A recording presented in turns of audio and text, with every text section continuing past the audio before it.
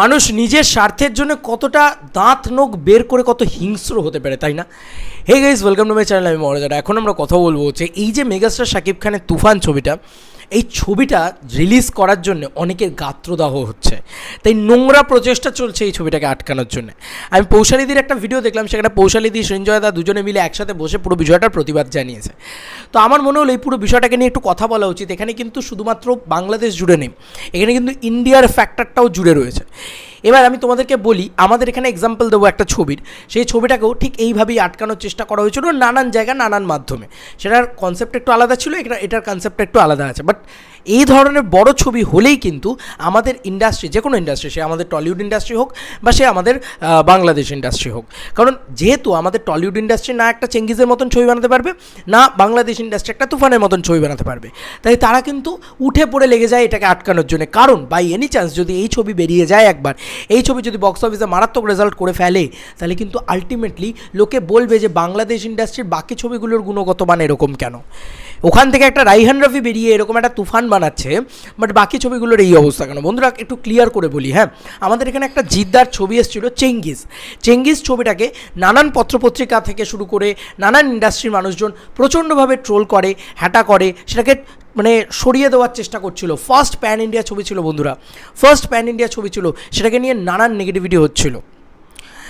তার box office নিয়ে negativity হয়, তার সুপারহিট হওয়া নিয়ে নেগেটিভিটি হয়, সব কিছু নিয়ে নেগেটিভিটি হয়। ইয়েস, মানে আমি সত্যি এটা দেখেছিলাম চোখের সামনে। তো এক্স্যাক্টলি আমি আবার একটা জিনিস নোংরা আমি দেখতে পাচ্ছি, এখনও রিলিজ হয়নি বন্ধুরা, এর আগেই এক্স্যাক্টলি চেঙ্গিজের সময় তাই হয়েছিল। যখনই বড় ছবি হবে তখনই কি যে কোনো বাংলা, দুই বাংলা একই অবস্থা ভাই, যে কোনো বাংলাতে এই জিনিসটাই হবে। আমরা আমাদের অজ্ঞতাটাকে শাকটাকে মাছ দিয়ে ঢাকার চেষ্টা করি কেন? আমি তো বুঝতে পারি না। এটা আমাদের প্রবলেম ভাই, আমাদের টেকনিশিয়ান ভালো নেই, আমাদের বাংলাদেশে ভালো টেকনিশিয়ান নেই। আমার এটা বলতে দ্বিধা কোথায়? সেখানে আমি আমার বাংলাদেশের স্পট বয়রা যাতে কাজ পায় তাই আমি বাংলাদেশে শ্যুট করছি, এদিকে আমার কথাই কতটা অসংলগ্ন যে আমার ছবিটা বাংলাদেশে শ্যুট করেছি, একবার বলা হচ্ছে ঢাকায় শ্যুট করেছি, অথচ তিনিই আগের ইন্টারভিউতে বলেছেন আমি চেন্নাইতে শ্যুট করেছি।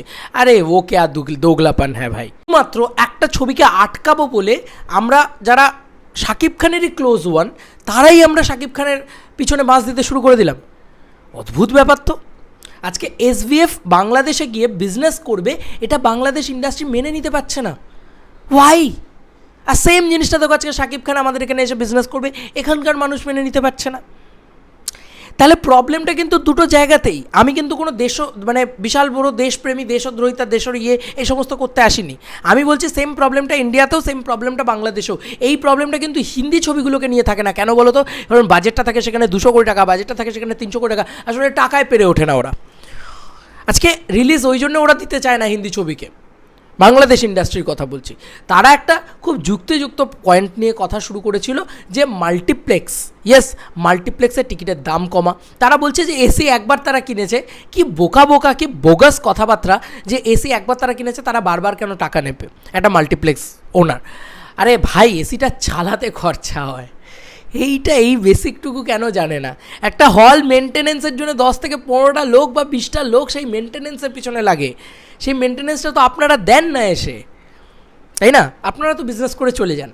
তো যে কোনো প্রডিউসার্স, যে কোনো মানুষ, তারা শাকিব খানকে নিয়ে ব্যবসা করবেন। শাকিব খান এমন একটা জিনিস, এমন একটা রত্ন, আমি মনে করি দ্য মেগাস্টার শাকিব খান, তাকে নিয়ে বাংলাদেশ প্রডিউসার্সরা বসে আছেন, স্বাভাবিক তারা বিজনেস করবেন। কিন্তু এখন বাংলাদেশ প্রডিউসার্সদের একটা বড় অংশের ফাটছে। কেন ফাটছে? কারণ আজকে এসভিএফ যদি ওদের ওখানে গিয়ে ব্যবসা করে নেয়, যদি শাকিব খান এসভিএফের সাথে হাত মিলিয়ে নেয়, যদি শাকিব খান আস্তে আস্তে ইন্ডিয়াতে ছবি করা শুরু করে দেয়, তাহলে বাংলাদেশ প্রডিউসার্সদের কী হবে? তাহলে তুফানকে আমরা চূড়ান্তভাবে আটকানোর চেষ্টা করব। তাহলে আপনারা বলুন যে আপনারা তুফানকে ভয় পেয়ে গেছেন, যে কারণে আপনারা তুফানকে আটকানোর চেষ্টা করছেন। এতগুলো কারণ বন্ধুরা। এর আগের ছবি, শাকিব খানেরই এর আগের ছবি, সেই ছবিটার গুণগত মান কি আমরা তো সবাই জানি, তার থেকে তো বেটার, অ্যাটলিস্ট বেটার তুফান। এবং তোমরা বুঝতে পারছো একটা ছবি, আচ্ছা আপনাদের গর্ববোধ হয় না? আপনারাই বলুন, আপনারা তো এই জিনিসটাকে জিয়ে রাখতে চান, ইন্ডিয়া ভার্সাস বাংলাদেশ।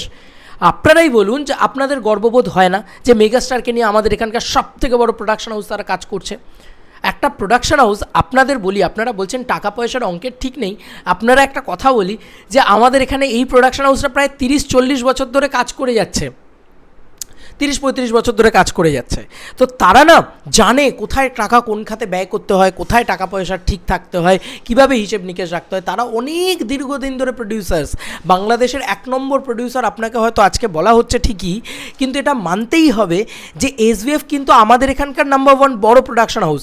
এটা আমরা যতই অস্বীকার করি যে আমরা অনেক সময় হ্যাটা করেছি এসভিএফকে, যে ওয়াই এসভিএফ ওয়াই, কিন্তু এসভিএফের দক্ষতাটা বা এসভিএফের যে দমটা সেটা কিন্তু ভয়ঙ্কর লেভেলে। এখানে যত বড় ছবি, হিন্দি ছবির ডিস্ট্রিবিউশন হোক, আপনাদের ওখানে যে ছবিগুলো এখানে এসে বিজনেস করতে চায় সেটা এসভিএফের হাত ছাড়া করতে পারে না। হাওয়া ছবিটার ডিস্ট্রিবিউশন এসভিএফ করেছিল এখানে।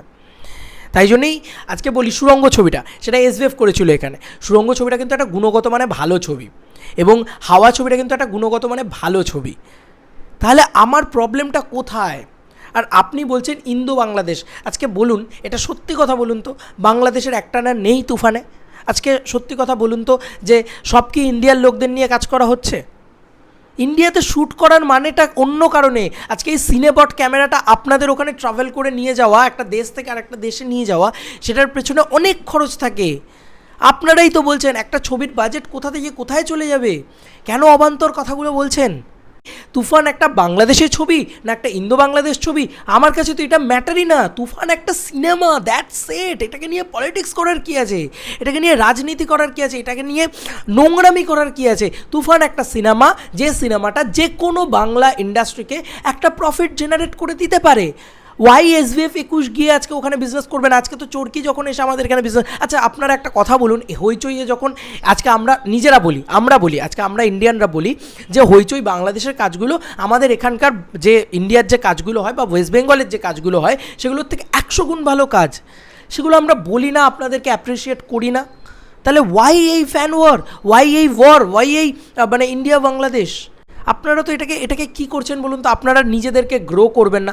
আপনারা বলবেন যে না, আমরা একটা খারাপ ক্র্যাশ ছবি বানিয়ে বিজনেস দেবো শুধুমাত্র মেগাস্টার শাকিব খানের নাম দিয়ে। আপনারা বলুন তো, আজকে শাকিবিয়ানদের যে ভালোবাসা সেটার জোরে এই ছবিগুলো বিজনেস করছে না? শুধুমাত্র ছবিগুলোর কোয়ালিটি কী? ধরুন প্রিয়তমা ছবি থেকে শাকিব খানকে তুলে নিন, আর ব্যবসা করবে তো? তা আপনারা যাকে নিয়ে ব্যবসা করছেন তারই পিছনে বাস দিচ্ছেন। আরে অদ্ভুত মেন্টালিটি তো, এ তো অদ্ভুত হিপোক্রেসি ভাই। আমাদের এখানকার দর্শকদের মতন তো আপনাদের হিপোক্রেসি গিয়ে পৌঁছেছে। আপনি এটা করছেন, তার মানে আজকে এসভিএফের জন্য এটা করছেন, কালকে এসকে মুভিজ যখন দরদ নিয়ে যাবে সেটার সময় নোংরামি করবেন।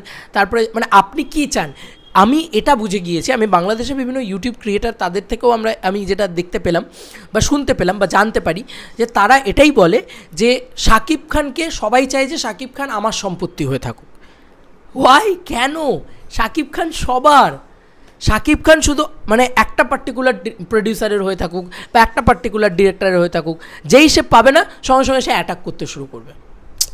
তো অদ্ভুত নোংরামি। আপনারাই বলুন, ইন্ডিয়া থেকে বসে যখন আমি এই জিনিসটা দেখছি আপনাদের ইন্ডাস্ট্রি সম্পর্কে, খুব ভালো ধারণা হচ্ছে আপনাদের ইন্ডাস্ট্রি সম্পর্কে। আমার যেটা মনে হয়, আমি অনেস্ট সত্যি কথাটা বললাম। এবার আপনাদের কার কি মতামত আমার দর্শক বন্ধুদের জানাবেন কমেন্ট সেকশনে। চলো বন্ধুরা, নতুন কোনো ভিডিওতে দেখা হবে। বাই।